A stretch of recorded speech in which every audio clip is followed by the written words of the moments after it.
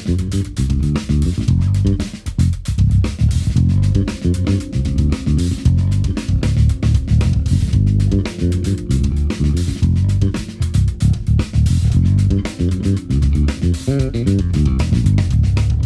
everybody, welcome back to the Overwater Basses player-to-player interview series. Today it's the turn of Lorin Cohen. Lorin is a New York-based bass player. He plays upright and electric bass. You can see him live with artists like Joe Locke. He plays bass on Broadway and he runs his own teaching program called Improv Mastery. In the interview, we're going to be getting into life as a New York-based bass player, his approach to teaching with Bass Improv Mastery, why he chooses to play overwater basses, and some really interesting war stories where something went a bit wrong on stage and he managed to get through it anyway. There's some great stuff in here. It's really nice to hear the opinions of an American-based bass player, and it's lovely to see overwater basses out there doing so well. Enjoy the interview. We'll see you soon. So what's going on? What are you up to? And let's obviously get straight into, I want to hear about Bass Improv Mastery and what you're doing. Oh, thanks, man. Yeah, I'm just here in Chicago. I was playing some gigs. I'm from Chicago originally, and so I still do come back, a few times a year to play. So I was here playing at the Jazz Showcase this past weekend. Headed back to New York tomorrow. But when I come in to visit family, stay with family, and just enjoy that. But I do bring all my gear for all my teaching and things like that. But yeah, based in New York, moved to New York about 12 years ago. I thrive well in environments where I feel like there's a fire under my butt, all the time. Can't leave your house without feeling like you have to sound amazing because there's 500 other bass players who are tearing it up. And so anyway, so I'm enjoying New York, but it's nice to come back to Chicago too and still feel that connection here. Yeah, for sure. I imagine. I spent 20 years in London. Obviously, you've got to hustle pretty hard to stay busy and stay paying the bills there. But I imagine New York is that and then some. Really, like it's quite the place to be trying to make a living as a player. Yeah, it's the level of players these days everywhere is just insane, as you know. And New York is, you throw a stick and you're going to hit an unbelievable bass player. An unbelievable musician everywhere, but I feel like there's more bass players. The old adage of, oh, play the bass, you'll work every night because nobody's playing the bass. I feel like that's sort of over now. I actually feel like there's more bass players than ever. And I feel like that's the case in London, in New York, even LA. I almost feel like the scene in LA is almost surpassing New York in a lot of ways with a different vibe, kind of. Yeah. But why do you think that is? Is that changes in just in kind of fashion with music? Like the kind of hair metal bands of the 80s have gone and we've moved into new things? Or? Yeah, I think that LA obviously is where that's where the music industry is, Yeah. That's where everybody moves to get the big gigs. That was always the place, right? I think in terms of like now with all of this, what's the word, like neo? I don't even know what to call it. This like Jacob Collier. There's a whole new thing that's emerging.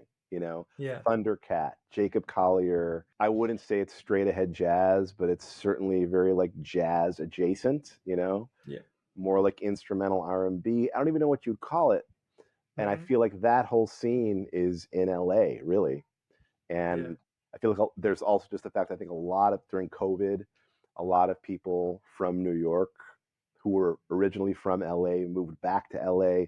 There's also this, it used to be called the Thelonious Monk Institute, is based in LA. Now it's called the Herbie Hancock Institute. So a lot of those, they attract amazing players. They just end up staying there. So it's funny. I feel like there's this, used to be sort of like LA was like when you became a superstar, Chick Corea or Wayne Shorter or Herbie Hancock, they'd move to LA. And there were always great musicians in LA for the studio scene. But in terms of like jazz per se or things like that, it wasn't really like a scene, although there were always great players. Whereas now, like I said, with this don't even know what you'd call this new style, this Collier Thundercat thing, which is amazing. This instrumental, I don't know, like R&B meets jazz meets everything, you Yeah, know? it's kind of like the new prog, isn't it? Almost in a Yeah, way, it's kind of yeah, and I put like mono neon in that kind of thing as Mononeon, well. exactly. And Yeah, there's so many other groups like Snarky Puppy. There's yeah, so many other groups and players that are just not coming to my head right now. But yeah, I feel like that whole scene is very much based in LA now. But New York still has this, is still, in terms of like straight ahead jazz, is still, you know, still New York. It always will be. mm, Um, I think somebody like a Christian McBride is in the straight ahead jazz world. I think somebody like Christian McBride has changed. Just going back to original, this idea of why are there more bass players than ever, yeah, at least in the jazz world. I think McBride has changed that because he's, in my view, the greatest jazz bass player of all time. I mean, and that's, he's standing on the shoulders of everybody that came before him, but nobody is doing what he's doing. And he's mm, also not only just this superstar, but this unbelievable spokesman. He's really become like the global ambassador for jazz, you know? yeah, And yeah, so I think he's shown people how exciting bass can be. And where it was always like, yeah, play bass because everyone always needs a bass player. Now it's like, oh my God, I just heard, I saw this guy do stuff I've never heard anybody do on any instrument.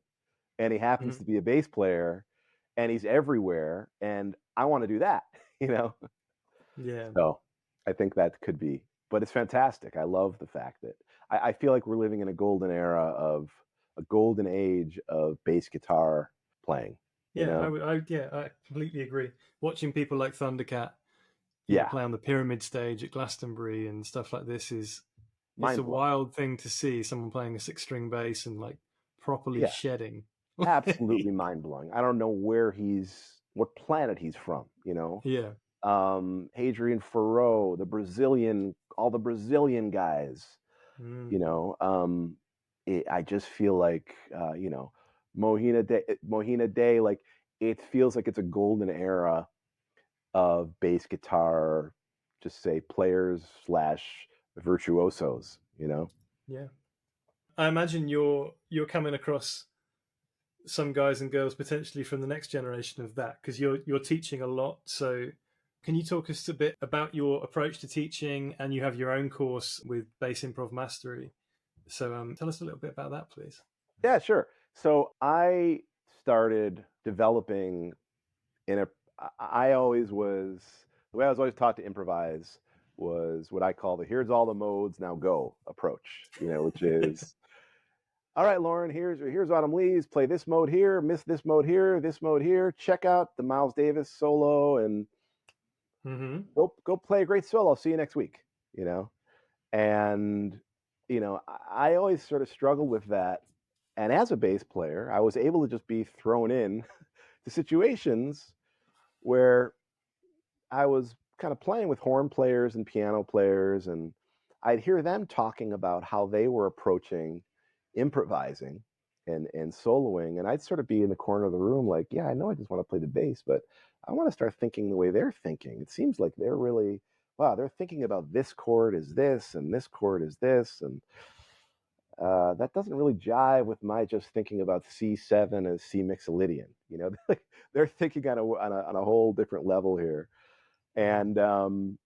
and so then I started to, you know, work with students and started to think about, I started to develop just my own way, just kind of a homespun way of approaching improvisation, and whether it's kind of rooted in soloing, but the approach can be applied to, you know, anything where you just are trying to move into extended harmony Yeah. on the bass. And so in essence, in a nutshell, I started putting these frameworks together into. I started just teaching when COVID hit. I was just doing these online classes, basically, you know. And then I was like, all right, I'm repeating myself all the time. So what I'm going to do is take the best of the live sessions I was doing, which was like school online. And I'm going to, make it so that it's self-paced. But the basic idea is the lessons are all there. The lessons are all self-paced, but there's also this intense coaching element to it and it's very, and so we meet twice a week. It's very intimate. It's not like one of these huge, anonymous webinars where like you maybe, type in a question to somebody. I say it's mentorship over membership, with all these huge membership sites. So it's really, it's like we are now, like within a call, there may be 5 or 6 people on the call, but I spotlight you in just like this. Mm-hmm. And we dial you in. So it's really this, there's of course all these kind of frameworks that I use to improvise and solo, but the nutshell, the basics of it are combination of this system, the lessons, and the mentorship, which is just how musicians have always learned. I feel like a lot of these big membership sites, they're like a gym. It's like, okay, here you go, have fun. There's everything you want, and that's fantastic for a lot of people. But a lot of people come to me because they're like, I just get overwhelmed. I walk in there and I don't even know where to start, and I'm looking for something that's a little more hands-on. That's bass improv mastery, and the idea, the basic thrust of it is, by the end of the 8 modules, my goal is I can wake you up in the middle of the night and I can say, all right, Dan, you got 4 bars of C7, you got 4 bars of D flat major 7. What are you going to play? And you can immediately tell me what you're going to play. So the goal is to get to what I call automaticity, where it's just like, it's automatic, where it's just like Pavlovian. You have a couple moves that aren't based in modes, that are based in what I call entry points, which is, we don't have to get into all that now, but basically, if you see a chord or progression, a target note and a tonality. So the simplest level, you see C major 7, right? Target note would be E, tonality is E minor, right? Like that's the simplest example. Okay, sure. Yeah. And then there are many other examples that I've created on 5 of our most important chord types. But the main goal is that to reach this level of automaticity. So like and the idea is to get you to extended harmony, so that it's not just like C7, C mixed Lydian. It's like, what's a little phrase? What's something that's going to give you a phrase, or immediately, I call it unlocking the chakra of a chord or progression. Something that's going to immediately, as I say, like open the door of the chord, immediately open the door of a sound. 7-note modes are fantastic for that, but it's all in there. But at least with bass players, it's a real bass player thing of, when we start thinking about modes, it's like, okay, C7. We're always coming back to that root, which of course we're bass players. That's what we have to do. But, when it comes time to solo, if you want to sound like, the Marcuses and the McBrides and the Patitucci's, they have an understanding of extended harmony and how to bring out, what I call the money notes, on chords and for sure. Like that. So that's a long answer. That's what bass improv mastery is. I love it. It sounds great, man. Like, I think a lot of it came from kind of Aebersold, when you just got modes in blocks and then switch from this to that. And I know on my personal journey, when I went from that to the more kind of Jeff Berlin approach of chord tones and looking at the chords individually and then finding the extensions above that, really changed my whole concept of what I was going to do.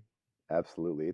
I mean, the main thing really is, I'm just trying to get bass players to start to think like pianists. I'm a terrible pianist, but it's just the idea of getting a sense of 2 things happening at once, that I call it like a numerator and a denominator. Like, my right hand is the numerator, my left hand is the denominator, but this stuff that I'm playing in my right hand, this little arpeggio, hey, I can put that on the bass, and start to, in the same way that a pianist is thinking, that way. When it comes time to playing a fill or soloing or bass lines too, creating interesting bass lines, just getting a sense of starting to think that, C7 can be a few other things. We can think about it in some other ways to make it a little more manageable for us. So like I pull from one element of Barry Harris's ecosystem where he talks about like C7 is a big chord, he calls it. And that's hard to improvise on. You know, so he talks about let's turn that big chord into a little chord. Right. And he has this wonderful vernacular that he uses. So it's like, and for everything, for him, it comes down to like sixth chords and diminished. But so like I talk about, listen, if I just see C7, I'm already scared. Like I don't even know what to do, you know? But if I see C7 and I think of it as G minor sixth over C, that's different. Now I know I have a G minor sixth arpeggio, G, B flat, D, E, gives me the guide tones, gives me an extension, gives me D, and I can start actually improvising some really cool stuff with that without even thinking about modes. And when I'm ready to, it's another little thing I like to say. I like to start with 4 and then add more. Start with 4 notes, like a 4-note arpeggio, and then add more. Yep.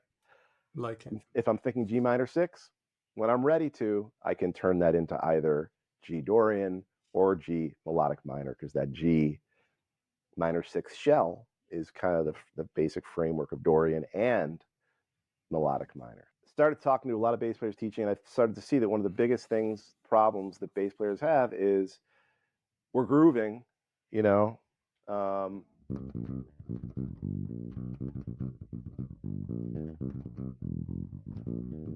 Somebody says, all right, Lorin, you want some? You got it. And now we have to shift our whole everything, right? And that's very jarring for a lot of bassists. It's like, what do I do? What I learned was that for a lot of people, it's like, where do I start? The more I started talking to students, it came down to like harmonically, where do I start? You know? Yeah, I was taught play C mixolydian, but then that just gets me into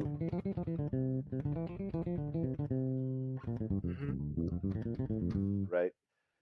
But if I'm thinking, if I'm grooving in C, and I'm thinking G minor 6 over C, then I automatically know I can go.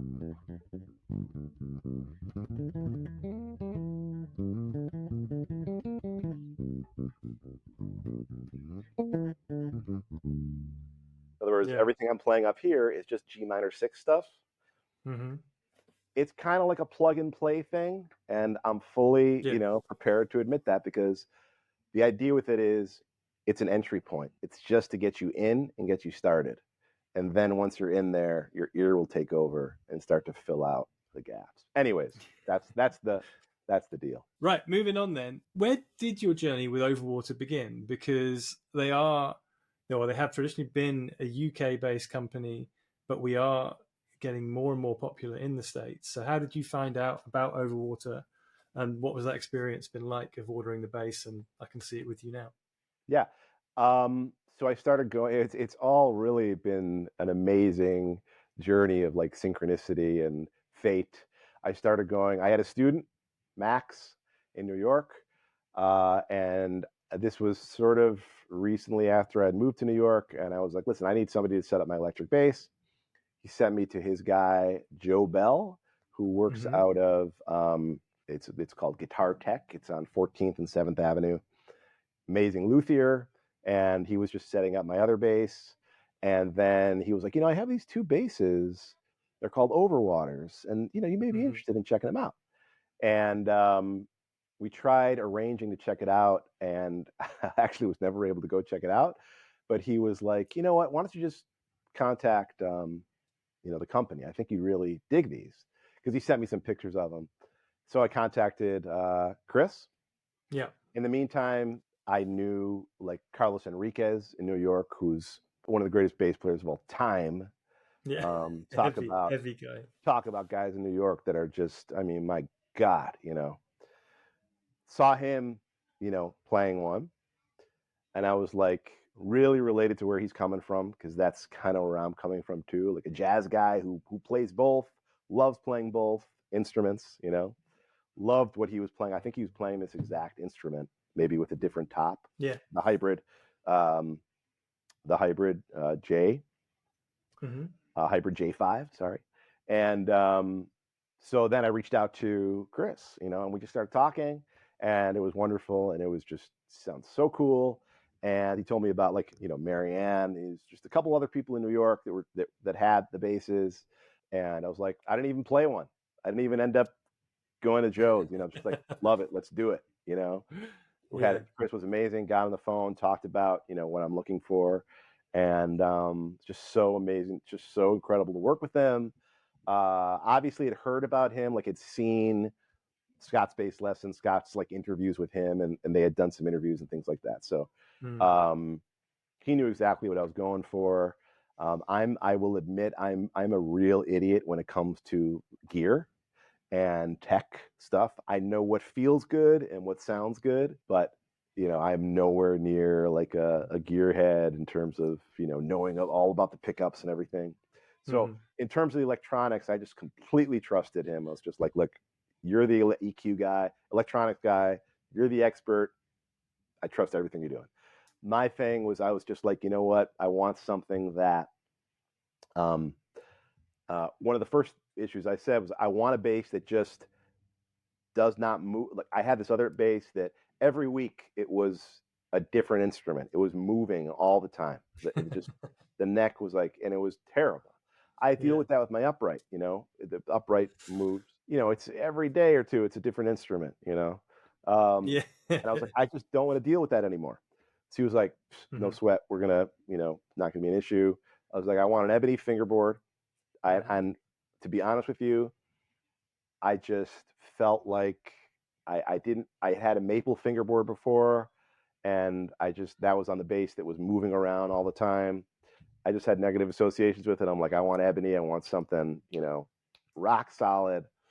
And it was funny because originally Chris was like, you may want to try the Progress series.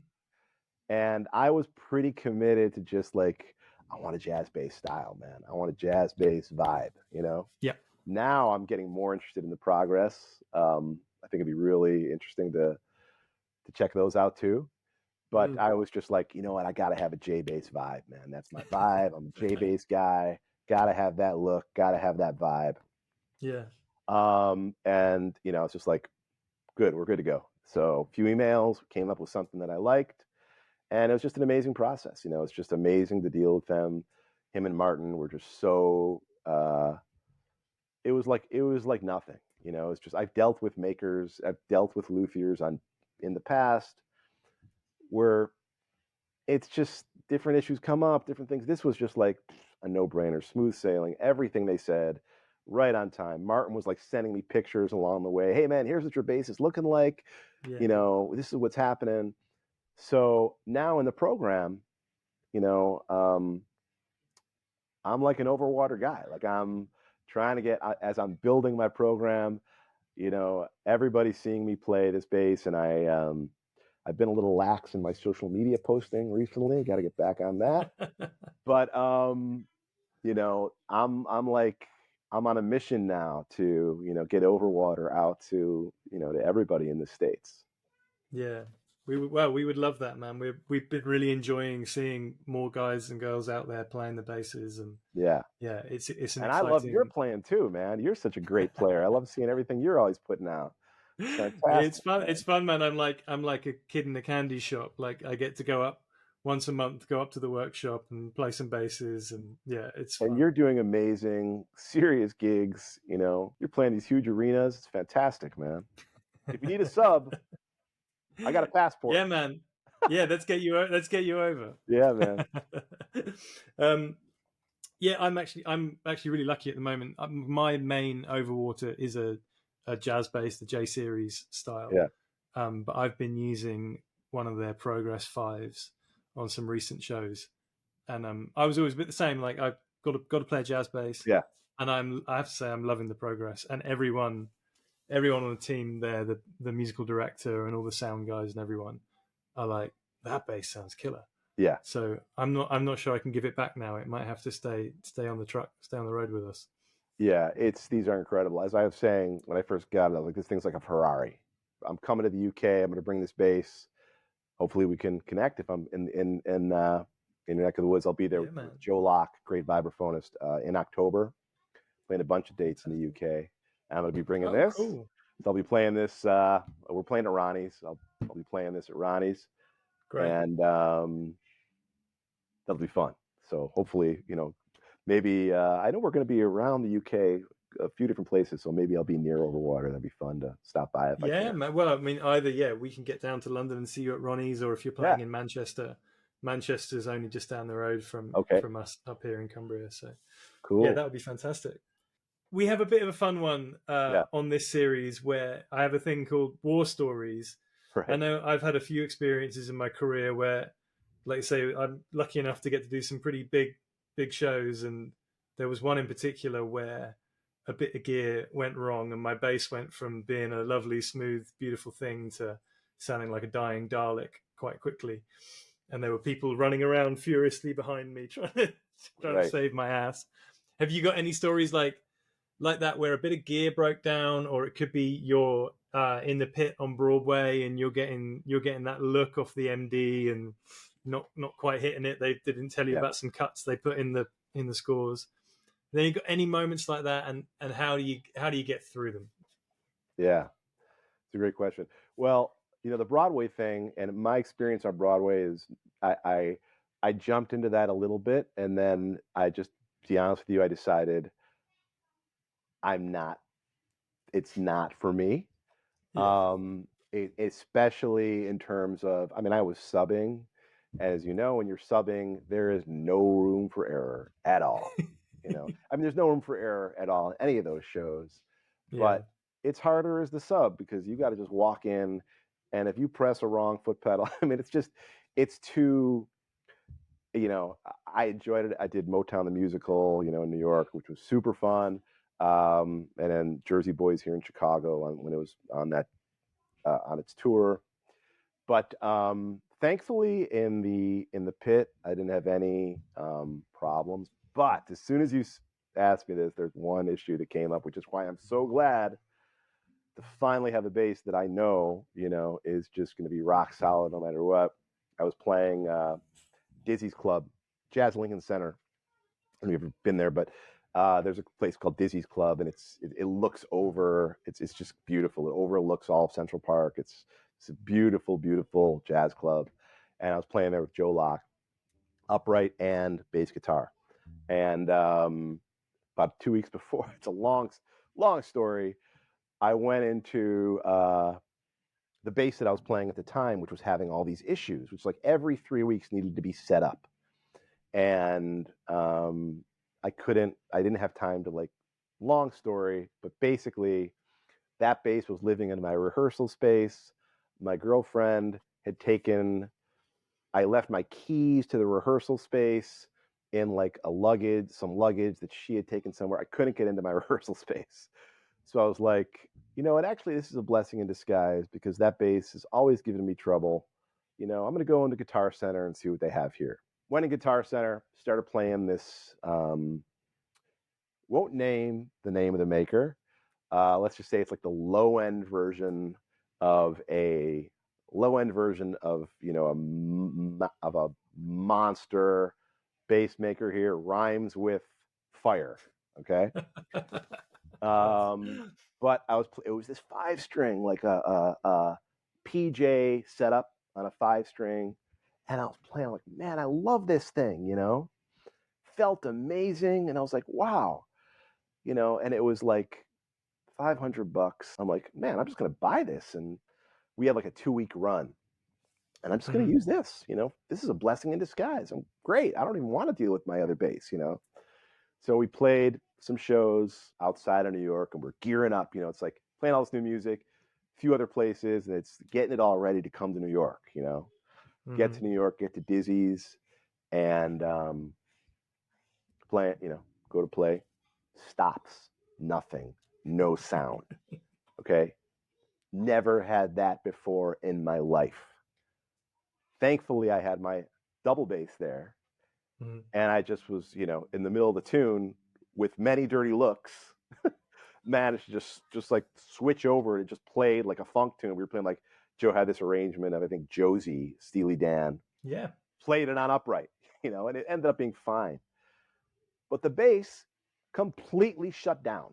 It was like, you know, um, because this is like the low end version, I learned my lesson. Like it felt great, was cool, but the Yeah. electronics obviously were just total, you know, total crap. Yeah. Um, that, yeah, that's my horror story, man. It's like I learned then, do not, if you're gonna do that, because some of those basses can feel really good and they're great. If you're gonna do that, go immediately out and get all that electronic, get all that stuff switched out. Yeah. But that was it, man. That was like, I'm not messing around with this stuff anymore.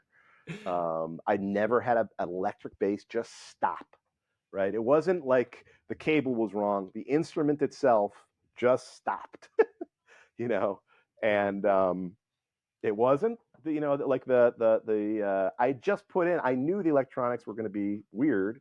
So I was like, all right, before every gig, I'm putting in a new battery. Anyways, that's my horror story, man. Finally, what advice would you give to your younger self? I know from my own experience, I felt like every possible turn along the way, I felt like I took the hard way sometimes. And if I could do it all again, I know I could accelerate that process of meeting the right people, getting the Yeah. right gigs, knowing what to play. What would you say to yourself to accelerate your progression to where you are now? Yeah. Great question. I think from the career side of things, it's start building relationships, early. Think about, I mean, of course, we all want to become the best players, and obviously we got to be practicing on the best players, but build relationships with club owners, everybody, producers. Think about yourself like I mean, not to use a crude analysis, but like a real estate agent. What do they do? They're hanging out all the time, meeting everybody, right? Yeah. Because somebody along the line who they just hang out with is gonna need a realtor at some point, and they'll call you, right? It's like, if you're starting in school, music school, whatever, build relationships, get out to the clubs, meet the club owners. Don't ask for anything. Don't just be hanging, meet them, just friendships, you know, just build friendships. Don't think about it as transactional at all. Just be meeting people. And then, eventually you could say to the club owner, hey, you know, hey man, I've got a band and we're looking for a gig. Do you think, I mean, in other words, it's not transactional. It's just a natural progression. You're just meeting people, building relationships. I think that's huge. I wish I had done that. I think there's you're shy. I was shy. Like we all have a lot of things that may get in the way of that for us. And in terms of, the musical development, it's there's never been more information now than ever, which can be a good and a bad thing. I think for a lot of people that can cause a lot of overwhelm. For me, it caused a lot of overwhelm. There was just, my brain just started to shut down with a lot of information. I have so many books on my shelf that are just collecting dust that I never even broke into. So absolutely, you got to find a teacher that, somebody that you really connect with. But in general, I think that the main thing that I can offer, we all know we got to progress, we got to practice. I think the big thing is to build those relationships and start early. Yeah. And again, do it in just a cool way, just being a friend, just being a cool person. Don't think about it as transactional at all. Just, if I was 18 back in school, just hanging out, and just not asking for anything in return, and hanging out with whoever I could and building those relationships, because that's how you're going to get the gigs. Yeah, 100%. And that thing of like, I've said to when I've spoken at colleges or anything like that, speaking to the younger guys and girls coming up, like it cannot be networking. Do not network anybody in this business, right? Because it feels very, very Totally. icky, and it doesn't get you anywhere. But you are aware, you're ambitious, you want to go places. you have to be on the scene, but it has to just be hanging out. It has to be going for dinner, going for drinks, going to a gig. Like, it can't be, hey man, can I get your number? No, Like, oh, it's showing an interest in them. Really, it's yeah. providing value for them. You know, Mm-hmm. starting with just don't make it about yourself at all. It's Yeah. like, you know, whatever. I don't even know who books Ronnie's or what, Ronnie's is, but you're hanging out at Ronnie's and, hey man, it's about them, provide value to them, Yeah. make it cool, be a cool person, just be a normal person, just hanging, Yeah. providing Absolutely. value, Absolutely, man. whatever. I don't know who books at Ronnie's either, actually, but I can tell you I've rolled out of there at 3 a.m. far too many times in my life, or I certainly did in my 20s. It's been Yeah. a while since I've been back there, but yeah, it's that. I mean, Ronnie's is I'd love to come down and see you guys do your show there, because that was where I spent a lot of my life meeting people, and it was purely, yeah, we sometimes we get up and play at the Jam and we do a few tunes, but most of the time it was just where we'd go every Tuesday night, see friends. After your gig, you go to Ronnie's, midnight till 2, 3 a.m. You'd hang out. You'd all go to, there's a place called Ballon's in the West End, which Yeah. is a restaurant that's open all night. You'd go there afterwards, get food, and all roll home. And that is where I met a lot of my best friends, Right. who I'm also on a lot of gigs with still to this day. Yeah. And even like shows, Yeah. go shadow somebody, ask to shadow, but don't ask to get on the gig. Just like, hey, and it's obviously a lot easier when you're a lot younger because you can come at it as I'm just really trying to learn. I'm interested in, I love your playing. First of all, you got to come at it as like, Dan, I'm a fan, man. I love your playing so much.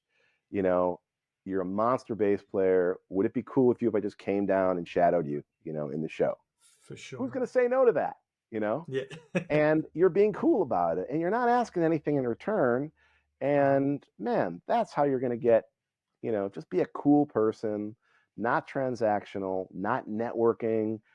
You're just hanging, just like, I think about it like it's like a cocktail party. Like it's just one big cocktail party and you're just walking around hanging, striking up conversations with people. And hopefully some of those conversations can turn into friendships. And then, if it's a natural thing, you're going to be in the situation, you'll be in the right place to get, to get some opportunities. All right, man. Well, cheers to that. That sounds great. Lorin, thank you so much for your time today. It's really nice to catch up, and thank you for flying the flag over there in the States for Overwater. Absolutely, man. I'm going to keep doing it. I love this sucker. All right. Well, hopefully we'll see you in the autumn. All right, man. Thanks so much, Dan. Take care, man. Have a good evening. Bye-bye. You too. Bye-bye.